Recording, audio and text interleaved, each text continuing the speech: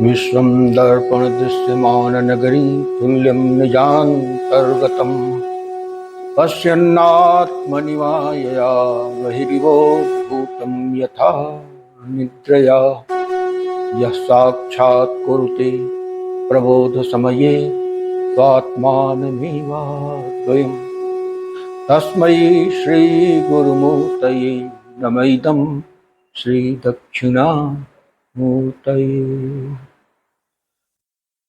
विघ्नेश्वराय वरदाय सुरप्रियाय लंबोदराय सकलाय जगद्धिताय नागाननाय स्तुतियज्ञ विभूषिताय गौरीसुताय गणनाथ नमो नमस्ते। विघ्नार्तिनाशनपराय गणेश्वराय सर्वेश्वराय सुखदाय सुरप्रियाय विद्याददाय विकटाय च वामनाय भक्तप्रसन्नवरदाय नमो नमस्ते। ओम नमः श्री गुरुवे शिवाय। ओम नमः श्री परदेवतायै। ओम नमः संवित् स्वरूपिण्यै।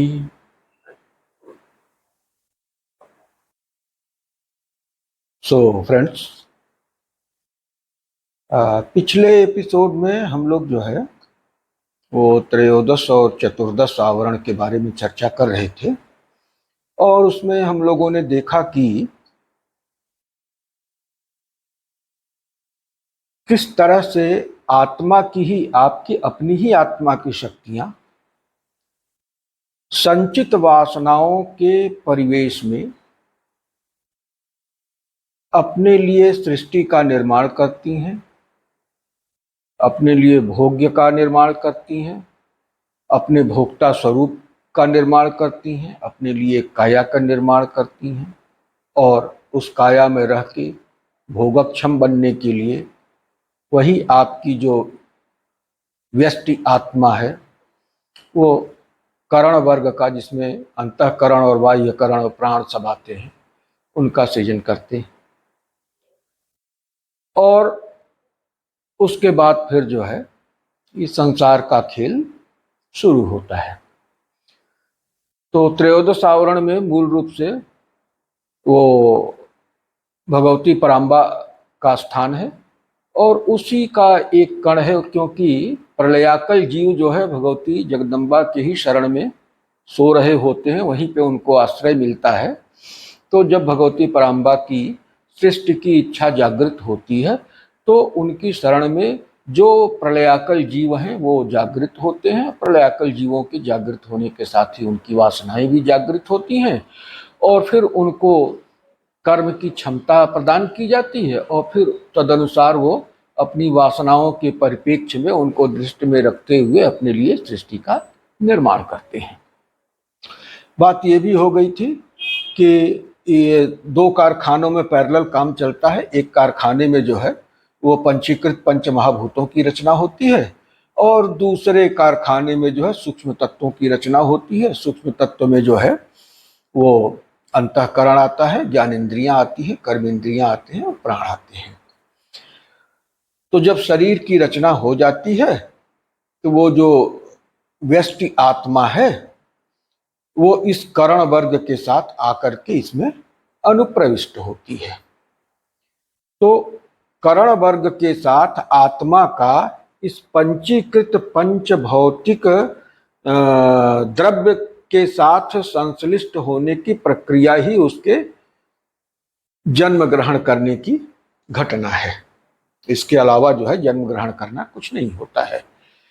तो ये त्रयोदश आवरण में जहाँ पर ये करण वर्ग और वो तैयार होते हैं, प्राण और करण वर्ग ये सब तैयार होते हैं, अंतःकरण तैयार होता है, तो वहीं पर जो है वही शक्तियाँ दूसरे उन्हीं शक्तियों का एक दूसरी टीम जो है वो व्यष्टि स्तर पे जो है वो स्थूल समष्टि स्तर पर स्थूल संरचना तैयार करती है पंचभौतिक तत्वों की, और पंचभौतिक तत्वों में पार्थिव पदार्थ भी आ जाते हैं। तो पार्थिव पदार्थ का मतलब हो गया अन्न, और अन्न की प्रोसेसिंग जब मानव देह में होती है तो उसका जो अति सूक्ष्म मतलब मोस्ट रिफाइंड फॉर्म होता है, उसको रेत कहते हैं। तो रेत जब अन्न के रस से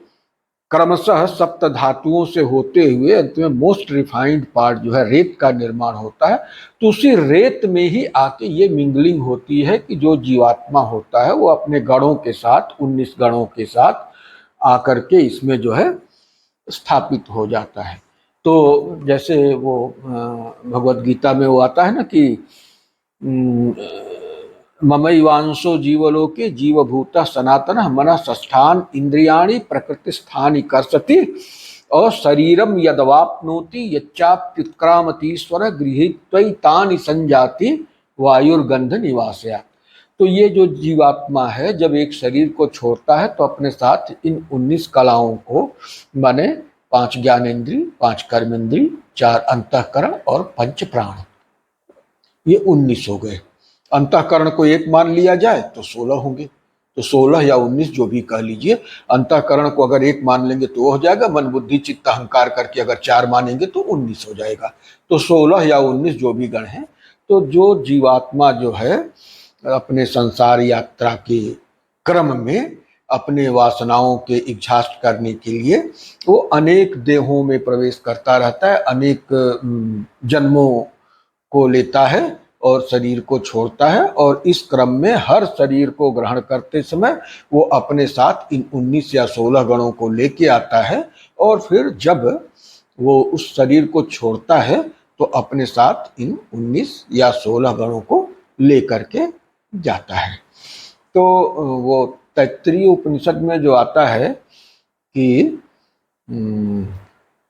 एतस्माद् वा एतस्मादात्मनः आकाशः आकाशात वायु वायोरग्नि अग्निरापः अद्भ्यः पृथ्वी पृथिव्या ओखदयः ओखदिभ्योऽन्नः अन्नात् रेतः और रेतसः पुरुषः।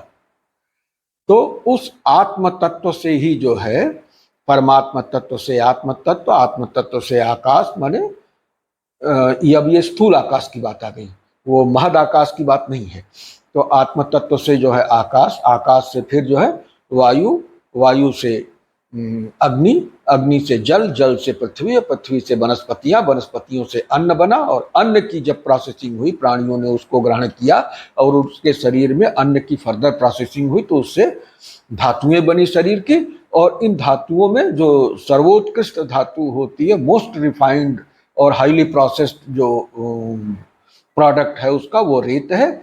और उस रेत को ही समझिए कि वो इस तरह का चिप है जो कंपैटिबल होता है और जो आत्मा को और उसके साथ 19 गणों को अपने अंदर कंटेन कर सकता है। ये कंपैटिबिलिटी का सवाल है।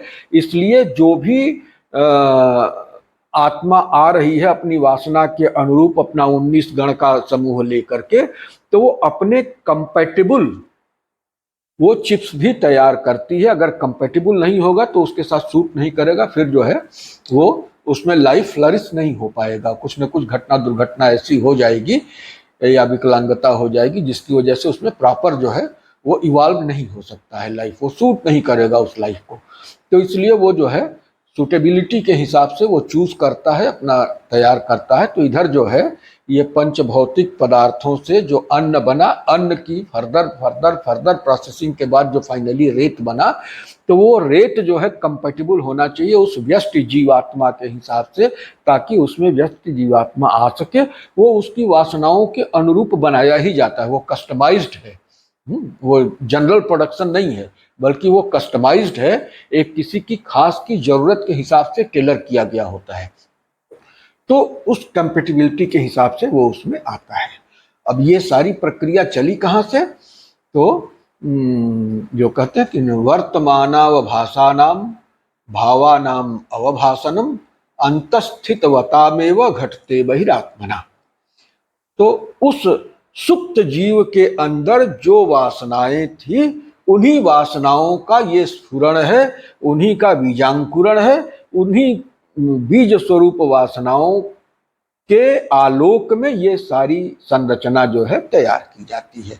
तो जिस तरह से सुप्त बीज के अंदर सो रही वासनाएं होती हैं, उन्हीं का एक तरह से ये सारा जो है प्रस्फुटन है। ये जो सृष्टि उसकी हो रही है, उसके हिस्से की सृष्टि जो हो रही है वो उसके व्यक्तिगत वासनाओं के हिसाब से है।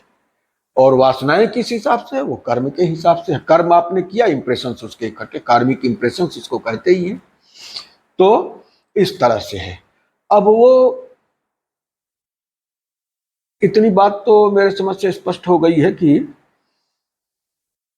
दो कारखाने में दो चीजें बन गई, एक में हार्डवेयर बन गया, एक में सॉफ्टवेयर बन गया। उसके बाद फिर जो है वो हार्डवेयर में फ्यूजन हो गया। वो फ्यूजन वाला पॉइंट कहाँ होता है? रेतसः पुरुषः, कहा कि रेत में ही वो पूरे शयाना, उसी पुर में आकर के वो जो चेतना है, व्यष्टि चेतना, जीव जिसको कहते हैं, वो जीव आके उसी में जो है स्थापित होता है और उसके बाद उसका क्रमिक विकास शुरू होता है। तो ये हो गया कि कहाँ पे जो है जड़ चेतन की ग्रंथि कहाँ पे बनती है, ये इस बात को समझ लेने की आवश्यकता है यहाँ पे। अब सवाल ये है कि उस जो वासना है, वासना में कितनी शक्ति है कि उसी के मॉडल के हिसाब से, जो मॉडल वो रेकमेंड करता है, उसी के मॉडल के हिसाब से जीव का जो है वो अंतःकरण बनता है। उसी के हिसाब से उसका जो है वो ज्ञानेंद्रियां बनती हैं, कर्मेंद्रियां बनती हैं। उसी के हिसाब से उतनी ही मात्रा में उसको प्राण शक्ति प्रदान की जाती है। और इन सब के सुटेबिलिटी को देखते हुए उसी तरह का उसको हार्डवेयर दिया जाता है। तो अब यहाँ से देखिए, जो रीराइटिंग होता है, सॉफ्टवेयर की रीराइटिंग का मंत्र यहाँ से मिलता है कि उन वासनाओं के आलोक में जीवात्मा से जो प्रकाश की किरणें निकल रही हैं, वो किस हिसाब से जो है वो अंतःकरण और फिर बाह्यकरण और प्राण सब बनती हैं। तो अभी मैं चर्चा कर रहा था कि अंतस्थितवतामेव घटते बहिरात्मना वर्तमानावभासानां भावानां अवभासनम अंतस्थितवतामेव घटते बहिरात्मना। जिस तरह की भावनाएं, जिस तरह के संस्कार, जिस तरह के विचार, जिस तरह की लालसा उसके अंदर छिपी हुई है, उसी के हिसाब से सब उसकी बाहर की सृष्टि होती है। अब वो पराशक्ति का ही एक अंश है। ये जो आपकी जीवात्मा है, व्यष्टि जीवात्मा, वो उसी का तो ईश्वर अंश जीव अविनाशी, तो प्रकृति में पड़ा हुआ उसी का एक अंश जो है, एक किरण उससे निकली और वो एक किरण जो है वो इस रूप में अपना जो है व्यवहार करने लगी। तो अब जो परावाक है, जो पराशक्ति है, वही परावाक है। तो परावाक अभिव्यक्त किस में होता है? परावाक क्रमिक रूप से पश्यंती, मध्यमा और फिर वैखरी में होता है। माने ये जो है वाक स्वरूपिणी है, परावाक के रूप में अव्यक्त वाणी है। और वही जो है जब स्फुरत्ता की ओर बढ़ती है तो पश्यंती, पश्यंती के बाद मध्यमा और फिर वैखरी में आती है। तो पराचिति से या परावाक से जो भी प्रारंभिक स्तर पे इवाल्व हो रहा है वो शब्दात्मक ही होगा। माने अंतःकरण जो है वो शब्दात्मक है, मन, बुद्धि, चित्त और अहंकार ये सब शब्दात्मक है। और इसीलिए शब्दों के माध्यम से उनमें यथा इच्छित परिवर्तन किया जा सकता है। जो कहा गया कि मंत्र महामणि विषय व्याल के, मीटत कठिन कुअंक भाल के। तो यही है मंत्रों की महिमा कि वो इस तरह की शब्द राशि है जो कि उस वासना प्रेरित शब्द राशियों से निर्मित चित्त के संघट्ट को बदलने की सामर्थ्य रखते हैं। तो ये यहां से जो है, जो आप सॉफ्टवेयर को रीराइट करने का अर्थ है, रिवायर करने की बात आती है, वो यहां जाके आप अपने भाग्य को बदल सकते हैं, आप अपनी तकदीर खुद लिख सकते हैं। तो वो परावाक है, वही पराशक्ति है। और परावाक और पराशक्ति इन दोनों का जब स्फुरण होता है तो परावाक जो है पश्यंती में, पश्यंती से फिर मध्यमा में और अंततो गत्वा वैखरी में। तो जब ये परावाक का इस तरह से क्रमिक विकास हो रहा होता है तो इसी के पैरेलल जो है वस्तु जगत का भी विकास हो रहा होता है, क्योंकि परावाक और पराशक्ति एक ही है। अगर जो है टाइम डायमेंशन का कालाध्वा का विकास हो रहा है तो उसके पैरेलल देशाध्वा का भी तो विकास होगा ना। तो देशाध्वा के विकास से मूर्ति अस्तित्व में आती है। तो देशाध्वा का विकास जब होगा तो उसमें क्या होगा, उधर जो है अंतःकरण का विकास होगा। व्यक्ति के निर्माण की दिशा में अंतःकरण का निर्माण होगा, बाह्यकरण का निर्माण होगा, माने ज्ञानेंद्रियों कर्मेंद्रियों का निर्माण होगा, और प्राणों का संचार होगा उसमें। ये पैरेलल चलेगा। तो कहने का मतलब क्या हुआ कि पूरा का पूरा जो अंतःकरण और बाह्यकरण है ये शब्दात्मक है।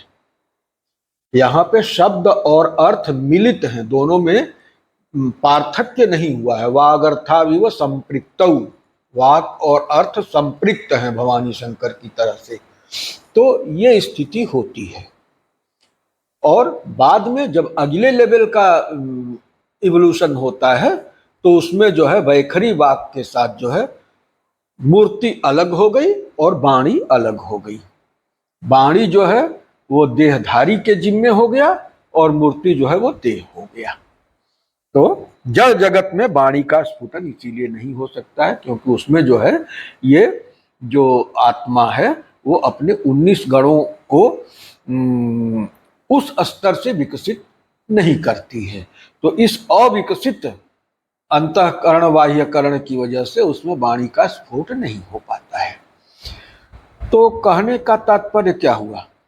कहने का तात्पर्य ये हुआ कि जब वो परावाक या पराशक्ति विकास को देखना चाहेगी, अपने विकास को, अपने ऐश्वर्य को प्रकट रूप में देखना चाहती है, तो शब्दात्मक अंतःकरण बाह्यकरण और इसकी रचना होती है और ऊर्जा के रूप में प्राण रहता है। वाइटल एनर्जी प्राण है।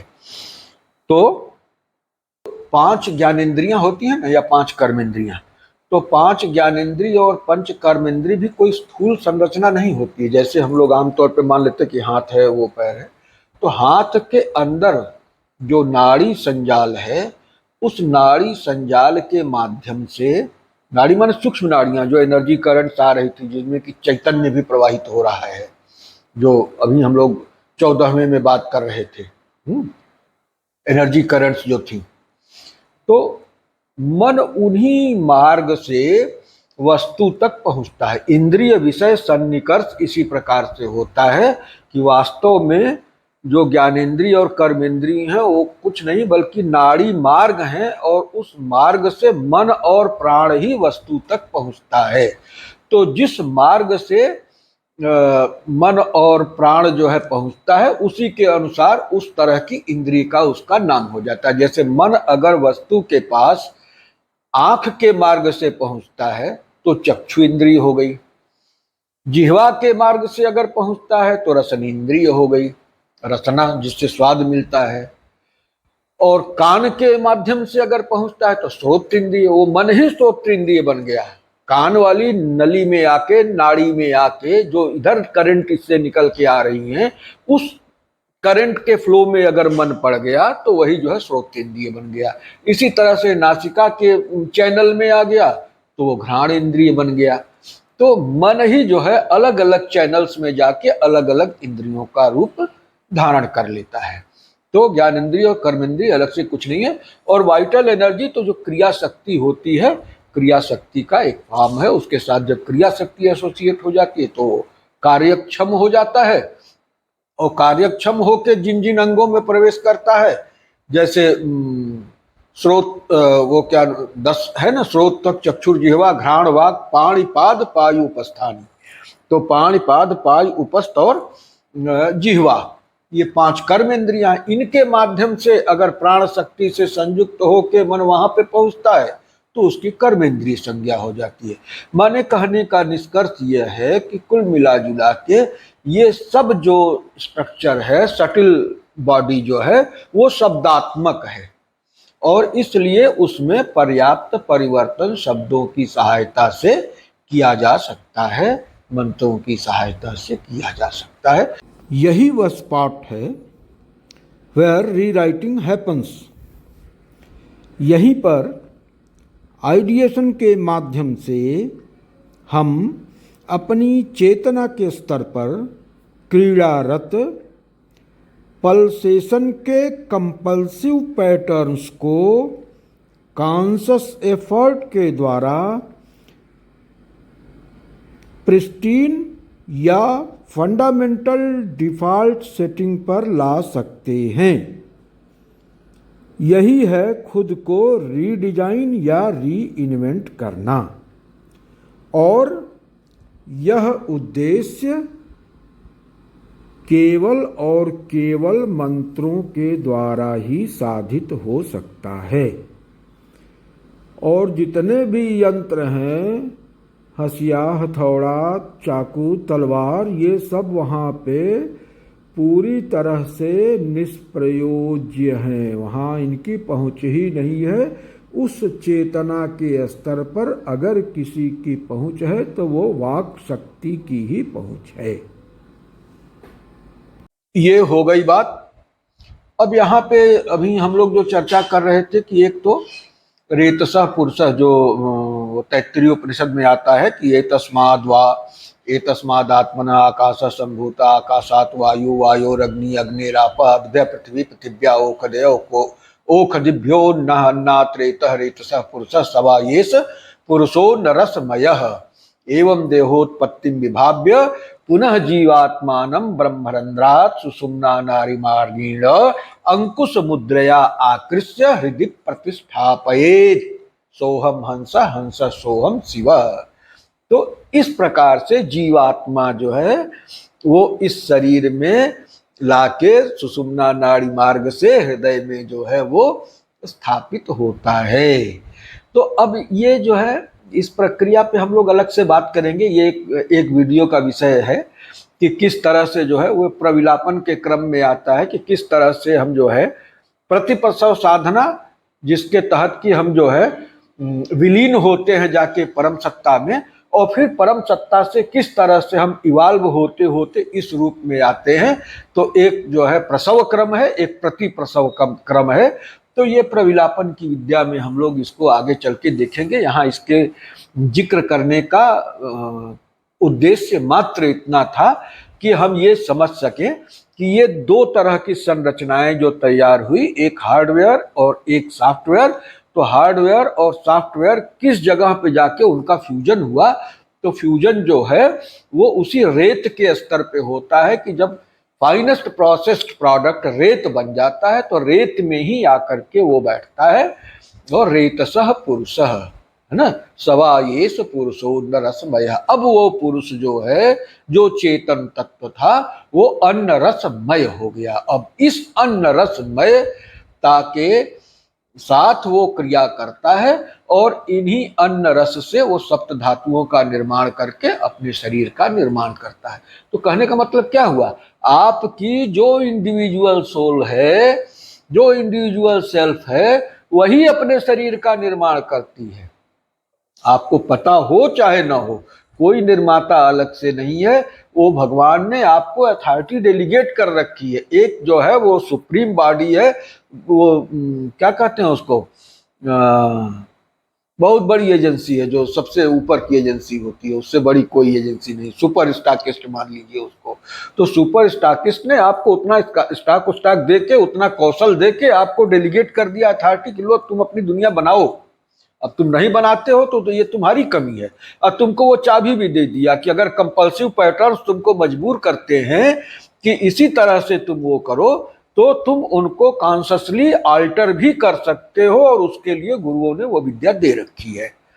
तो ये सारा बड़ा रहस्यमय है। ये 13, 14, 15, 16, तो 14वां में ये जो है बन गया, 15वां में हार्डवेयर बन गया, तो उसके बाद 16वां में वो ग्रासिफिकेशन के स्टेजेज है जो अध्वा के बारे में आते हैं कि कालाध्वा और देशाध्वा, कालाध्वा में वर्ण मंत्र पद हो जाएगा, देशाध्वा में कला तत्व भुवन हो जाएगा, और इस तरह से ग्लासिफिकेशन का एक स्पाइरल मतलब बांड चलेगा, जिसमें कि एक तरफ से काल, एक तरफ से देश, और फर्दर ग्लासिफिकेशन होता जाएगा, एक स्टेज से दूसरी स्टेज, तीसरी स्टेज, और तीसरी स्टेज पे जाके कंप्लीट हो जाएगा।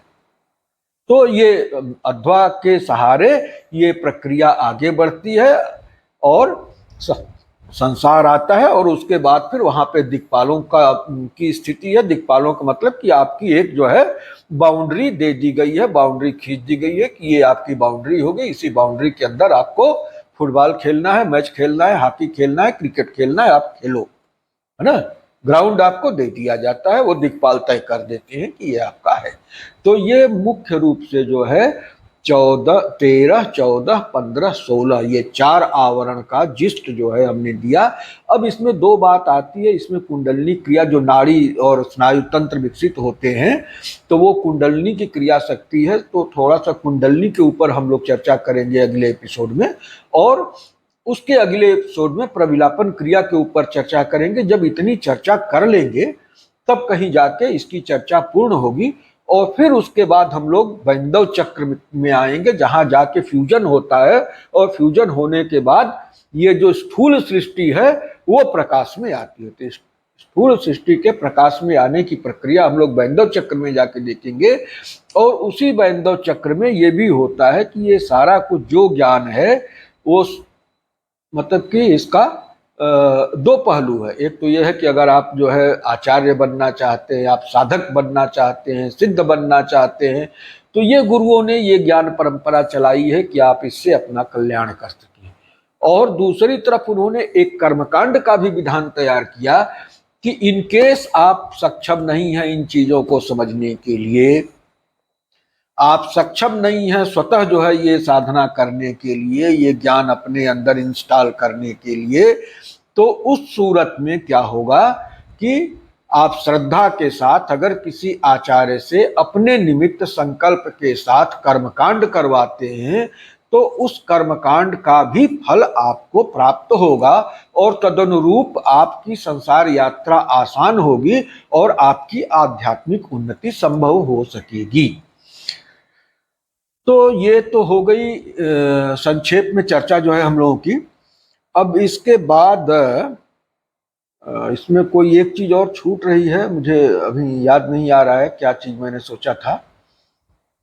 और चलिए ठीक है, इस क्रम में थोड़ा सा मंत्र के बारे में भी चर्चा करना है, वो भी हम लोग कर लेंगे। तो कुल मिला जुला के अभी 3-4 एपिसोड और हम लोगों को चलना पड़ेगा, तब कहीं जाके हम लोग इस प्रकरण को पूरा कर पाएंगे। तब फिर जो है जब वैंदव चक्र पे आ जाएंगे हम लोग तो बहुत आसान हो जाएगा। उसके बाद विवरणात्मक है, क्रियात्मक है और कर्मकांड परक है, जिसमें कि अगर आप इस ज्ञान को नहीं भी पचा पाते हैं, आप नहीं भी ग्रहण कर सकते हैं, तो भी कर्मकांड करके या योग्य आचार्य से करा करके आप उससे लाभान्वित हो सकते हैं। और ऋषियों ने, आचार्यों ने, गुरुओं ने वो व्यवस्था प्रदान कर रखा है। तो इन्हीं शब्दों के साथ आज यहीं रुकते हैं। उसके बाद अगले एपिसोड में फिर हम लोग इस पे चर्चा करेंगे। ओम पूर्णमदः पूर्णमिदं पूर्णात् पूर्णमुदच्यते पूर्णस्य पूर्णमादाय पूर्णमेवावशिष्यते। ओम शांति शांति शांति। सो फ्रेंड्स, मुझे उम्मीद है कि आपको वीडियो अच्छा लगा होगा, और आपको वीडियो अच्छा लगा तो आप इसे लाइक करें, चैनल को सब्सक्राइब करें, और अधिकाधिक लोगों तक इस वीडियो को पहुंचाने में अपना योगदान करें। इस सनातन शक्ति की ये जो सनातन धारा आ रही है, इसको इस देश के जन जन तक पहुंचाने का व्रत लेना है, और इसमें किसी तरह का प्रमाद उचित नहीं है।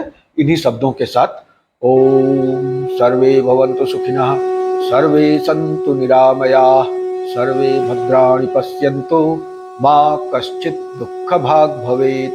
ओम शांति शांति शांति।